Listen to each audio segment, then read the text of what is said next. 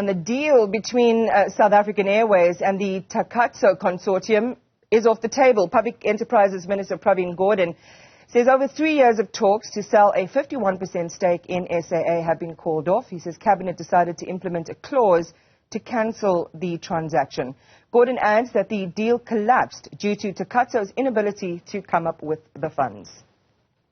Both parties have agreed, after we inquired about the status of the negotiations, that there was no clear path forward as far as the transaction with Takatso is concerned. We also have to bear in mind that SAA is a public asset, that it now has these more modern valuations, if you like, in the process, and we must ensure that from a public point of view, there is a fair value given to the transaction. Sorry, I have a phone call that interrupted me. That there must be a fair value attached to the sale of the 51% shares in the course of this transaction. Well, let's talk a little bit more about the collapse of this SAA Takatso deal. An aviation expert, Guy Leitch, and Deputy President of the South African Cabin Crew Association, Advocate Chris Shabangu, join me now. Good morning to the pair of you, and thank you so much for your time. Guy, let's go back to the genesis of all of this. When we heard about it first in June of 2021, there have been some legal and other obstacles to it, but the plan was 51% of SAA would change hands for 51 rand, and Takatso would then pump in 3 billion in the form of a shareholder loan into that enterprise. But then this U-turn by Minister Gordhan, based on a re-evaluation of SAA from 2.4 billion back in 2021 to 5.5 billion now, and an equity value of around 1 billion rand. What is your take on how we got to here? Yeah, hi, man. Well, I think the important thing is, as you rightly point out, to go back to the beginning, the genesis. And we need to look at the status of SAA at that particular time. In December 2019, it had been put into business rescue. The airline was no longer viable. It was no longer sustainable. The government couldn't afford to keep bailing it out. That much had become clear. So the airline was effectively on its knees and was struggling along. And then, of course, just 3 months later, it had the double blow of the COVID-19 outbreak. So, and all the airlines in the world were literally grounded. So it looked as though there was no future left or no chance for SAA to recover from that lot. But government was determined to not let it go, so it needed to find an alternative. And it said, well, the best way to keep the process going would be to make promises that it would be sold off to a private sector consortium, or at least a majority shareholding, a 51% shareholding. It was a great idea at the time, because the two things that the airline most sorely lacked were capital, and the 3 billion rand dowry was going to address that, and aviation skills. That had lost a lot of its key people during COVID and the business rescue process. And the other leg of the transaction of the Harris Consortium, or Takatso Consortium, was global airlines, which brought much needed aviation skills and aircraft to the deal. So it looked really like a good deal. But then, as time passed, it pretty much became clear that actually Pravin Gordhan didn't really want the deal, and he was doing as much as possible to slow it down.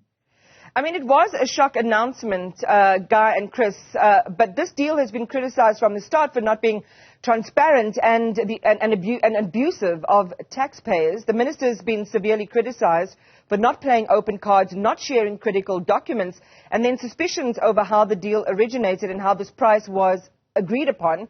He's fought back vigorously, Chris, denying any impropriety and raging against what he's essentially termed baseless accusations. What are some of the lessons here, before we talk about your stakeholders, Chris, but what are the lessons here that you can see given the events over the last many months? Iman, I would like to see the minister come and say that in front of my face, personally. I would love to see that day, because, I mean, the minister, when this started, we initiated the whole thing with the minister. We had some kind of meeting. It was given a name. where we were meeting regularly with regards to South African Airways. And the meeting that we had was about how to turn around South African Airways. And secondly, we suggested investors that have an experience in running the airlines or even in growing business of this kind, which is the airline business. So there is no way that you can say this was an open bid for the air. It was never an open bid. It was something that was personal, hand-picked people that had come to come and run the airline. So we had a problem from the beginning, and we raised it. I mean, we came to this studio so many times to come and complain about the deal itself and how it was going. So the minister should accept that he actually failed this country. He failed South African Airways. He failed the state-owned entities, Mr. Pravin Gordhan. And it's a pleasure, it's a beautiful news to know that he's actually now not only cancelling the deal of Takatso, that he is also leaving. And hopefully that whoever's going to be taking over right now is going to be actually carry these state entities forward. And the minister has felt dismal in terms of South African and the deal, the Takatso deal specifically. It was tailor-made for him. And we believe that actually this should not just be the end of this deal. It should be investigated because we believe that he should be accountable for what has happened. Well, what do you think, Chris, he got out of it? What do you think the minister got out of it, personally? Well, it's a question of what was he going to get out of it. I mean, at the end of the whole deal, if you're going to be bringing people that you handpick, what is your intention? Why are you ignoring people that have got the skills to run the airline, the experience to run the airline, and then you decide to handpick people that don't have that experience? I'm not by any means disrespecting or undermining Global, because even within that Global deal, Iman, there were issues. I mean, I think it's Synthetics had to divest 10%, which could have meant that either Global or one of those Takatso consortiums had to pay a certain amount, probably about 1 billion, speculation, of course, to divest one of the partners. And weirdly, the partner that was supposed to divest is the partner that was going to be bringing in operational knowledge to the end. So there was no way that this deal was going to actually go on. And looking at even the ruling of the Competition Commission, there was just no way that this deal could have gone through. So it was just dodgy from the start. All right, here we are, and as I say, there was that pushback from the minister saying essentially saying, if anyone wants to cast aspersions, bring the proof for that. SAA now, once again, Guy, fully state-owned, but will we have a flagship, sustainable, competitive airline anytime soon? The short answer to that, Iman, is no, because the failure of the deal means that SAA essentially reverts back to SAA version 1, the bad old state-owned, 100% state-owned model. And for the last 20 years, SAA has been absolutely hamstrung by its lack of capital and its lack of ability to get the best people on board, develop new routes and so on. And now this is even worse post-COVID, because the airline is starting off at an extremely low base. It lost a lot of its best people, it lost most of its aircraft, so it's got a much lower base to rebuild. And that's tough. That's why it's struggling to rebuild its routes into Africa regionally. So it's struggling to rebuild its routes into Africa, and it's particularly struggling to rebuild its routes internationally. It just doesn't have the aircraft, and it can't afford to buy the aircraft. So, no, I'm afraid that the future for going forward for SAA is much more difficult. But my view is that the government will not, in fact, be trying to replicate this deal. I don't see government trying to sell off a partnership again, because Pravin Gordhan said that he believes that the airline is, in my words, sustainable, that it can keep going by itself for at least the next 18 to 24 months. And he has solemnly promised not to provide any additional funding for it. So he says that it must just start selling off its assets, like its wonderful property portfolio, to keep going if it needs money. Well, Chris, what would you like to see going forward? Well, let me tell you something.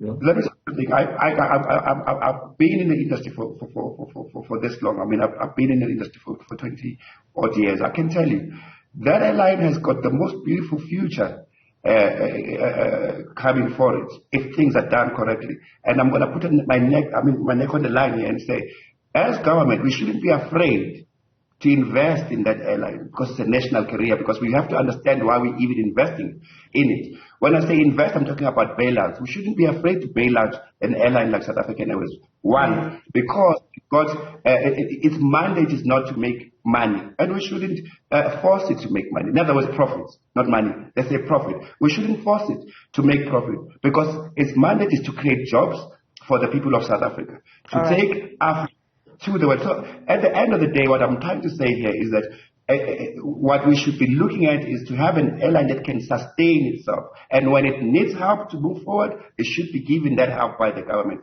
It is quite true that the government has spent quite a lot of money bailing out South African Airways in the past. And any South African would have a right to be peeved. But we should be strategic and say, I should first of all, let's understand that the money that has been spent on South African Airways has been misused. Under the nose of Mr. Pravin Gordhan, by the way. It has been misused. And at the end of the day, we should look at what made South African Airways lose money in the past. It is not because it was an airline that was not viable. It was an airline that was not properly run like a business. Okay, Chris, we leave it right there on that note.